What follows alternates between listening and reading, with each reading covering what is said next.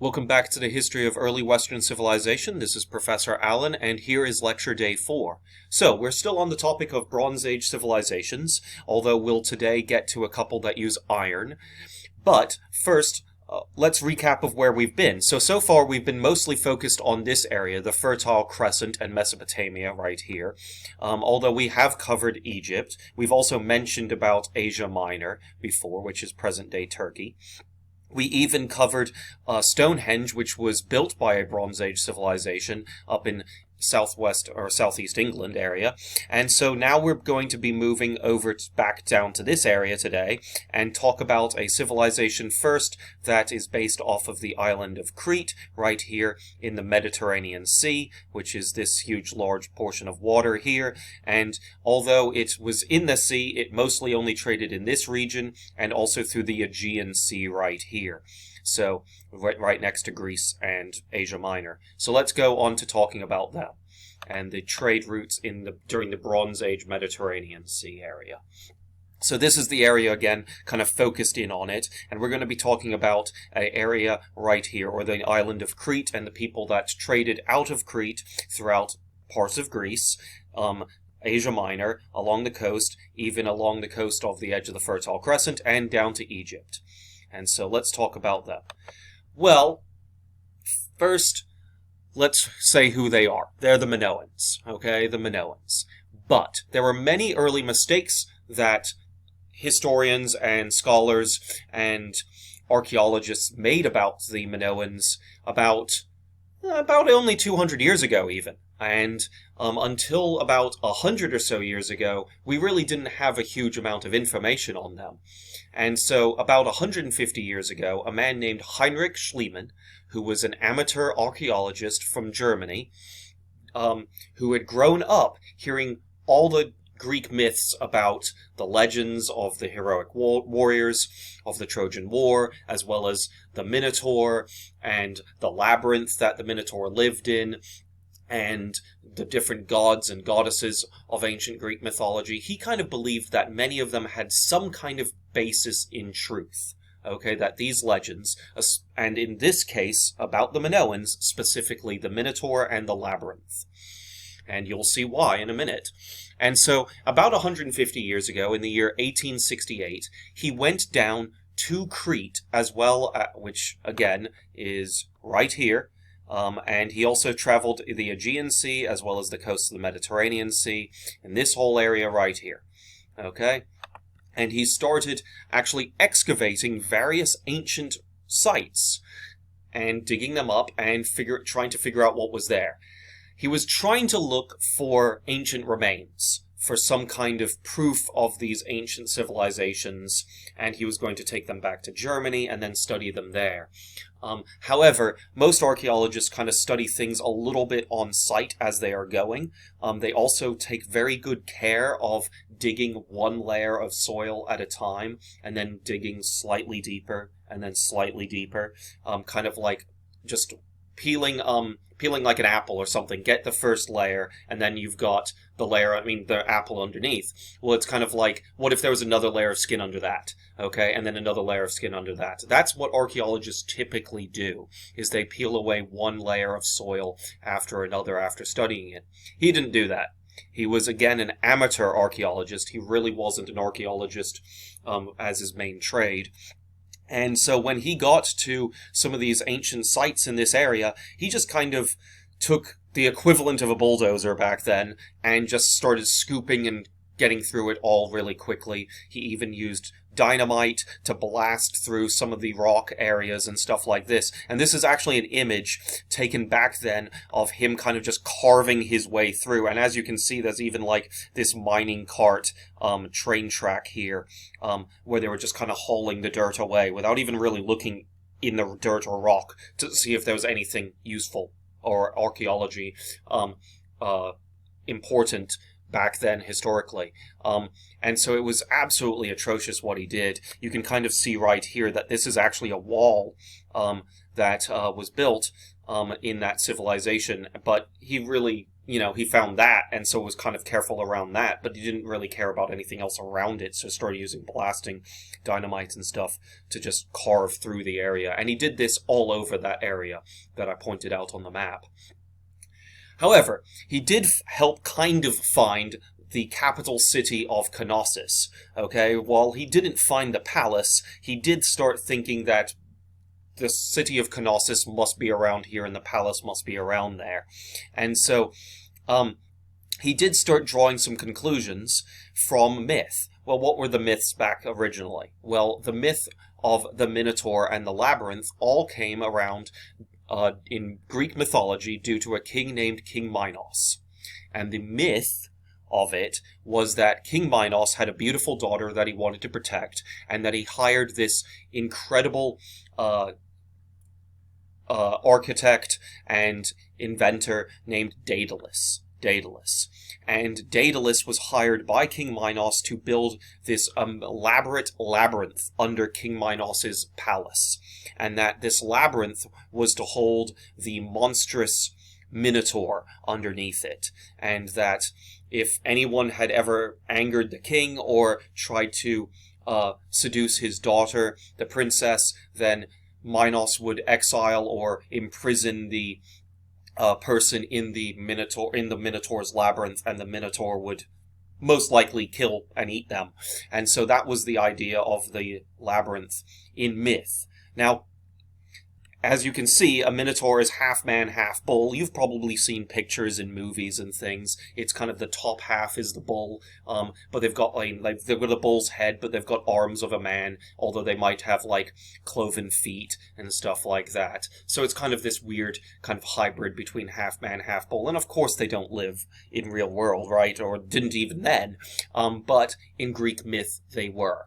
And so Heinrich Schliemann kind of started wondering if this myth was possibly partially true in one way or another, because some of the things that he found in the area of Knossos kind of pointed towards this kind of bull cult, and this cult around a bull. And we're going to get to that in a few slides' time.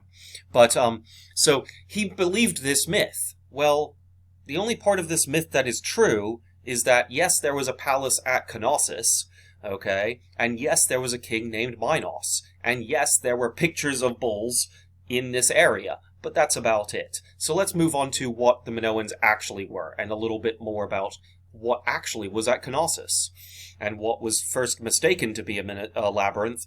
And a labyrinth is a maze, if you don't know what that means, and that's okay, a maze. And so this is the excavations that actually happen after Schliemann is gone.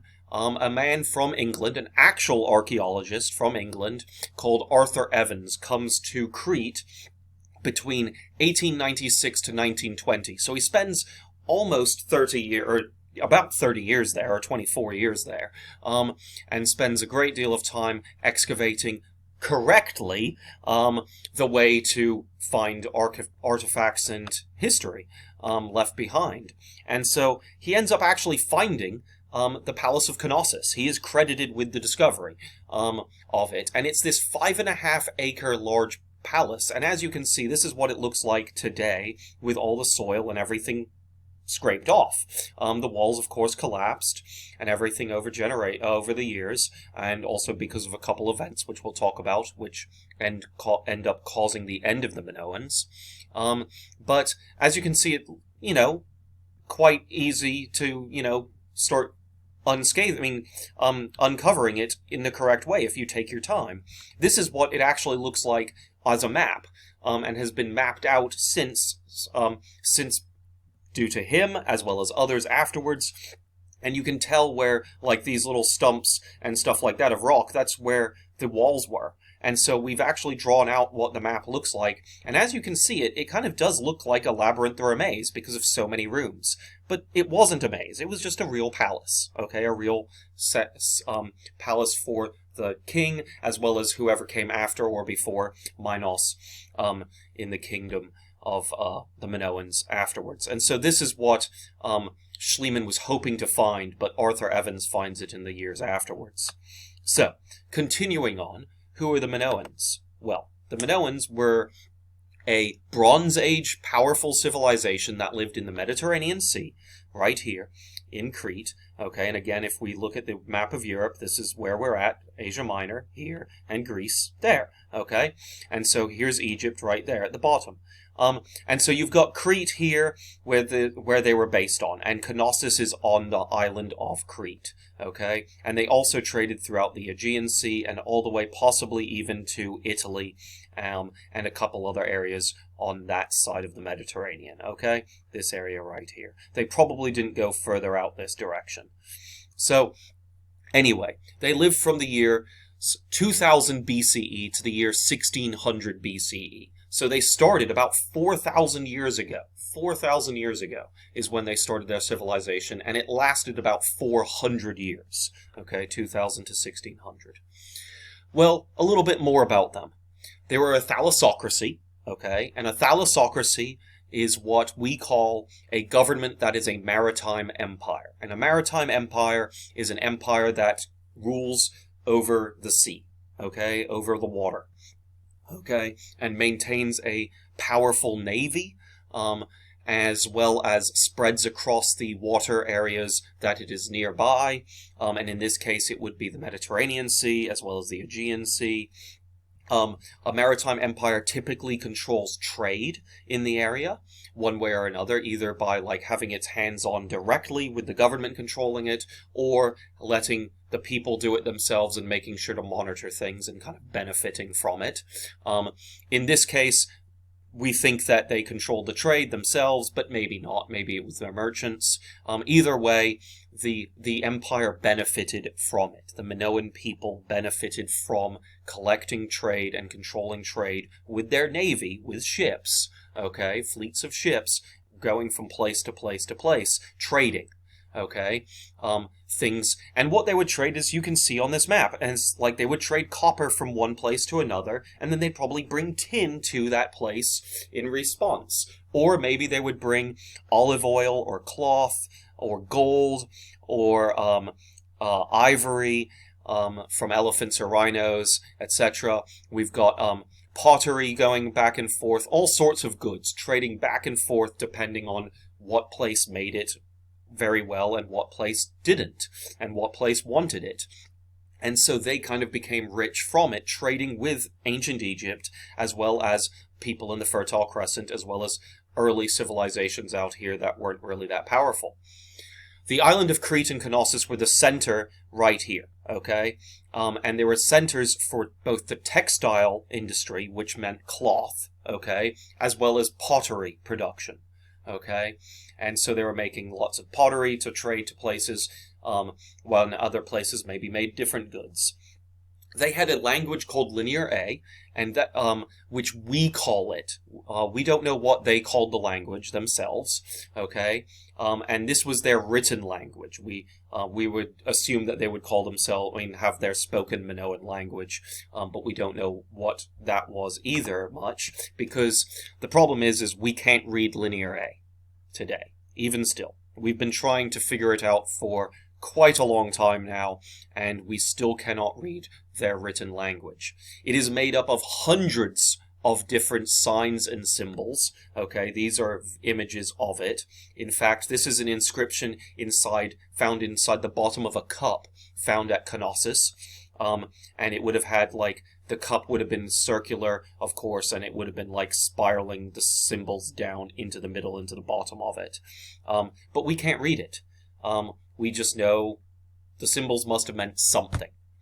We don't know if each one was a letter. We don't know if each one was a word. We just know that there are literally hundreds of different symbols and signs. Some of them close to each other, some of them very different to each other. And the reason we cannot translate it today and read it today is because there are simply not enough written down copies of it. So we can't keep on seeing the same thing or written in different ways. We can't figure out maybe even just one or two words of it. And usually once you figure out a language and just get a few words, it kind of starts clicking when you're trying to read it and stuff and understanding what the gist of conversation is and stuff in the written language. But we just don't have enough objects that have the written language on it anymore. We do, however, know that it developed into another written language over quite a long time called Linear B. Again, that is a name that we call it. Okay, we don't know what Linear A and Linear B were called back then. We just call them Linear A and Linear B. Linear B came later on, and we actually can read that one.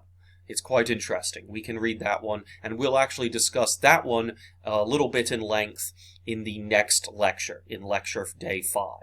Okay? So a little bit more about the Minoan culture, other than just their written language, which we can't figure out. One is the Snake Lady, which we believe is the chief deity, their chief goddess. Okay?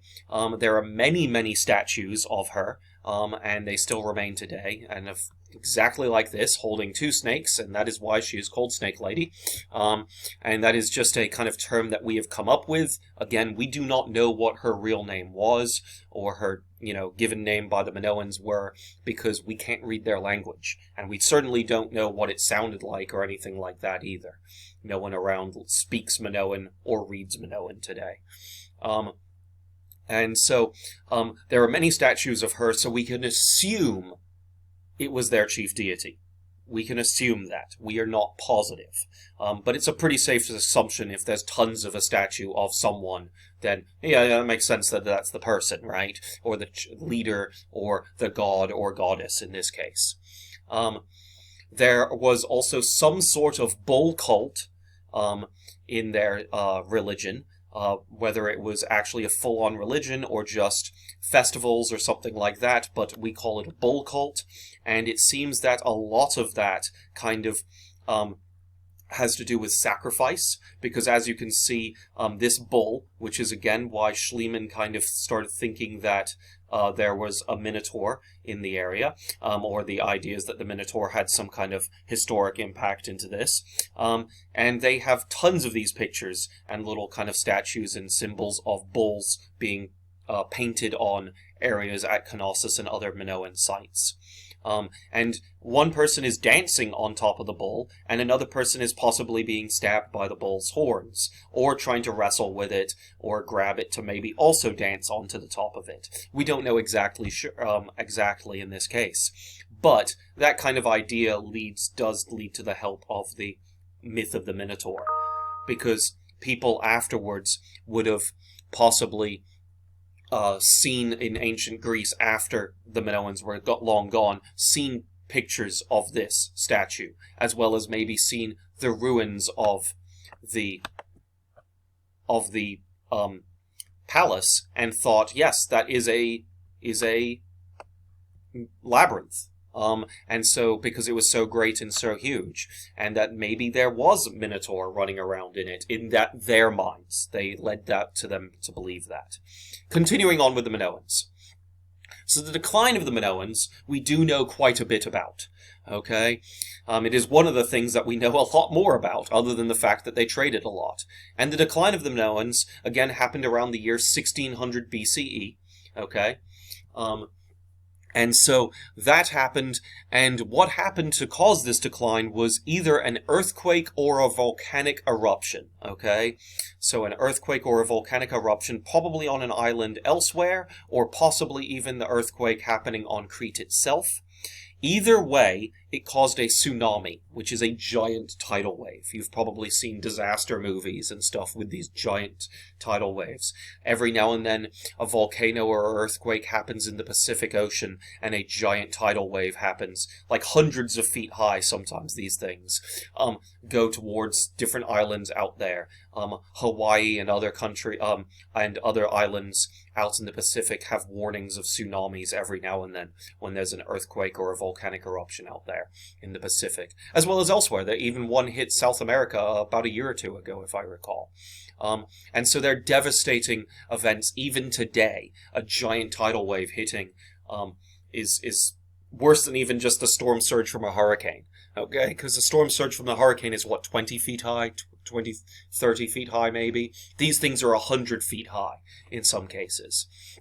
And so giant tsunamis. And this giant tsunami fell over the Minoan navy, okay, and wiped out all the wooden ships of the Minoan navy and sank their navy, as well as also hitting Crete itself.